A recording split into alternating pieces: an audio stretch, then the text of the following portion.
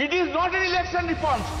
It is just a fulfillment of one gentleman's desire and dream.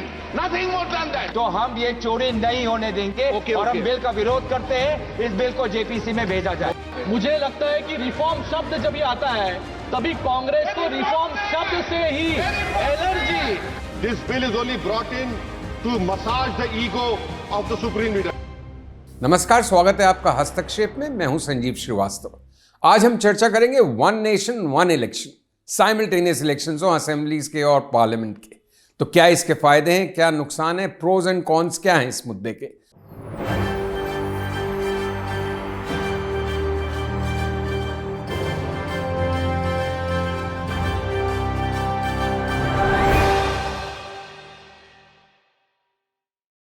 So one nation one election का सबसे बड़ा फायदा तो यह है, जो सरकार लगातार कह रही है, कि एक तो देश कांस्टेंट एक इलेक्शन मोड में नहीं रहेगा कि हर 6 महीने में 4 महीने में चुनाव हो रहे हैं। तो एक हमेशा एक इलेक्शन जैसी मुद्रा में देश, सरकार, विपक्ष, जनता सब रहती है, उसका ध्यान उस तरफ बटा रहता है। तो एक तो ये बात नहीं रहेगी। दूसरा, पैसे बचेंगे, इलेक्शंस के इतना खर्चा होता है, वो एक सेविंग होगी देश की। दूसरा, डिस्ट्रप्शन इन पब्लिक लाइफ नहीं होगी, जो एक तरह से वही बात हुई कि कांस्टेंट इलेक्शन मोड में नहीं रहना। फिर उसमें बेटर गवर्नेंस स्ट्रक्चर हो जाएगा, क्योंकि आप फोकस कर पाएंगे डिलीवरी पे, डेवलपमेंट पे, गवर्नमेंट पे। तो ये तो इसके लाभ हैं जो बड़े समझ में आते हैं मोटे रूप से। अब इसकी डाउन साइड क्या है, इसकी फ्लिप साइड क्या है। एक तो ऑपोजिशन का कहना है कि ये फेडरलिज्म पे अटैक है और केंद्रीयकरण का प्रयास है, सेंट्रलाइजेशन ऑफ पावर है, नेशनलाइजेशन ऑफ इलेक्शंस है।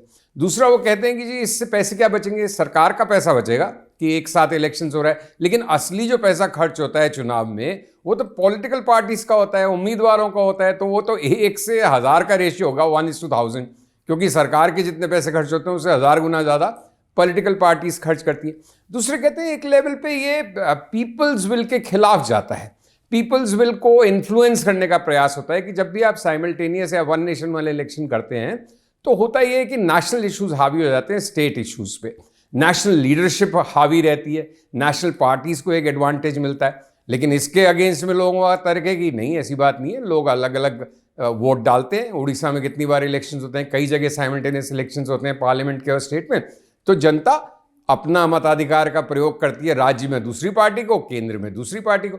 तो जनता के विवेक पे आप क्यों डाउट कर रहे हैं। लेकिन इसका भी काउंटर आर्ग्यूमेंट है। इसका काउंटर आर्ग्यूमेंट ये, ठीक है जनता तो समझदार है, लेकिन केंद्र का तो प्रयास है ना उनको इन्फ्लुएंस करने का। अब कुछ लोग तो इन्फ्लुएंस होते ही होंगे, चाहे सब नहीं होते होंगे। तो एक attempt to influence people's mind है। अब people's intelligence is so good कि वो फिर भी अपने विवेक से इस्तेमाल करते हुए वोट डालते हैं, but there is an attempt to influence their mind. तो ये इसकी डाउन साइड है। अब दूसरे बड़े सवाल कि क्या ये हो पाएगा तो कब हो पाएगा, कैसे हो पाएगा। फिलहाल तो इस पूरे मुद्दे को जेपीसी को रेफर कर दिया गया है। जेपीसी जॉइंट पार्लियामेंट्री कमेटी 90 दिन में रिपोर्ट देगी। उसके बाद बीजेपी के पास 360 का आंकड़ा होना चाहिए, पार्लियामेंट में एक 2/3 बहुमत के आसपास होनी चाहिए, वो है नहीं। तो पास कैसे होगा ये? क्या ये सिर्फ जुमला है? ये एक बड़ा मुद्दा है कि किस तरह से कंसेंसस डेवलप करेंगे। बीजेपी का कहना है कि हमारा प्रयास है, हम कंसेंसस डेवलप करके इसको लागू करवाएंगे। उनका ये भी कहना है, जो इसके समर्थक हैं, कि देखिए 1967 तक तो देश में होते ही थे one nation one election, simultaneous elections होते थे। फिर जब असेंबलीज का डिसोल्यूशन हुआ समय से पहले, तो ये प्रोसेस डिसरप्ट हुआ और अलग अलग इलेक्शंस होने लग गए।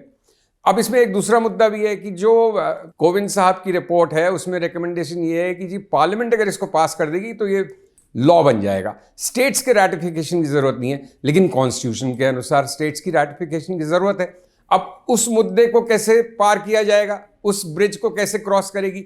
और दूसरा उसमें बुनियादी मुद्दा भी है कि भाई क्यों नहीं चाहिए स्टेट्स का रैटिफिकेशन आपको। अब स्टेट्स का रैटिफिकेशन चाहिए होगा 50% से ज़्यादा का, तो ज़्यादातर बड़ी संख्या में स्टेट्स ऑपोजिशन रूल्ड है, वो नहीं मिलेगा रैटिफिकेशन। तो फिर पार्लियामेंट का लॉ फिर आप एक तरह से स्टेट्स पे इम्पोज कर रहे हैं, फिर फेडरलिज्म पे अटैक कर रहे हैं। तो ये इसमें कई पेचीदगियाँ हैं। अब लोगों का कहना है कि जी इसमें स्टेट्स के रैटिफिकेशन की ज़रूरत ही नहीं होनी चाहिए। क्या क्यों नहीं होनी चाहिए? जब स्टेट असेंबलीज की बात आप कर रहे हो तो स्टेट्स का विल, उनका वोट तो होना ही चाहिए, उनका रैटिफिकेशन तो होना ही चाहिए। फिर एक और बड़ी पेचीदगी है इसमें, वो ये है कि जी आप जो कानून आएगा उसके तहत जो असेंबलीज का टर्म होगा, अगर कोई असेंबली 5 साल के लिए इलेक्ट हुई और 3 साल में गिर गई या भंग कर दी गई या कुछ भी कारण से सरकार चली गई, तो फिर से जो चुनाव होंगे उसका टेन्योर सिर्फ 2 साल का होगा। इस पे भी लोग प्रश्न कर रहे हैं कि भाई ये तो विल ऑफ द पीपल को ही आप चैलेंज कर रहे हैं। विल ऑफ द पीपल तो ये होती है 5 साल के लिए सरकार चुनते हैं, तो फिर आप इस तरह से कैसे उसका दायरा छोटा कर रहे हैं। एक तर्क और देते हैं जो लोग वन नेशन वन इलेक्शन के कॉन्सेप्ट को अपोज कर रहे हैं, वो उनका कहना है कि ये कृत्रिम या आर्टिफिशियल प्रयास है देश में ऑर्डर और डिसिप्लिन इंपोज करने का, जो कि बाय नेचर एक केओटिक एक्सरसाइज है, एक जनता की विल है, एक्सरसाइज है, चुनाव है, उसमें इतना अनुशासन क्यों होना चाहिए, उसमें इतनी समानता क्यों होनी चाहिए। लेकिन इसके भी विरोध में लोग तर्क कह रहे हैं कि अरे भाई ये भी क्या बात हुई, आप केओस को, ये अव्यवस्था को कैसे चुन सकते हैं डिसिप्लिन और ऑर्डर के ऊपर। तो ये भी एक तर्क है जो दोनों पक्ष अपनी तरफ से रख रहे हैं। तो कई तरह की इस पे चर्चा है, कई तरह के विवाद है, कई डिस्कशंस है। अगर बिल्कुल मोटी बुद्धि की बात करें तो मैं मानता ये हूं कि अगर इन सब बिंदुओं को एड्रेस कर लिया जाए, एक तो स्टेट्स की विल को, रैटिफिकेशन स्टेट्स का होना चाहिए, फेडरल स्ट्रक्चर है हमारा, जनता की विल को कैसे कम से कम आप इन्फ्लुएंस करते हैं उसका एक उसको इंश्योर किया जाना चाहिए। और बाकी तो एक वन नेशन वन इलेक्शन की मोटी बुद्धि से तो ये बात समझ में आती है कि देश में होना चाहिए, कि देश में एक साथ चुनाव हो और 5 साल तक बिना किसी रुकावट के सरकारी कामकाज चले, राज्यों में भी और केंद्र में भी। लेकिन ये सब जो ब्रिजेस हैं, इसमें जो रोड़े हैं इसके रास्ते में, अपनी मौजूदा संख्या के साथ बीजेपी कैसे पार उसको कर पाएगी, ये बड़ी चुनौती है। तो फिलहाल तो लगता है कि वन नेशन वन इलेक्शन एक नारा है, एक स्लोगन है, एक जुमला तो मैं नहीं कहना चाहूँगा, बट उन्होंने बीजेपी का ये प्रयास है कि कहने का, ये बताने का कि देखिए जो हम कहते हैं वो करते हैं और कर नहीं पाते तो उसका प्रयास पूरा करते हैं, तो उस दिशा में आगे बढ़ रहे हैं। तो ये वन नेशन वन इलेक्शन के मुद्दे पर आपकी क्या राय है? हमारे तर्क दोनों तरफ के आपको कैसे लगे? आप किस तरफ हैं? वन नेशन वन इलेक्शन चाहते हैं या नहीं चाहते हैं? ज़रूर हमको बताइए, कमेंट बॉक्स में अपना कमेंट लिखिए। और अगर आपको हमारा कंटेंट, हमारी प्रस्तुति अच्छी लग रही है तो हमारे चैनल को लाइक और सब्सक्राइब कीजिए। नमस्कार।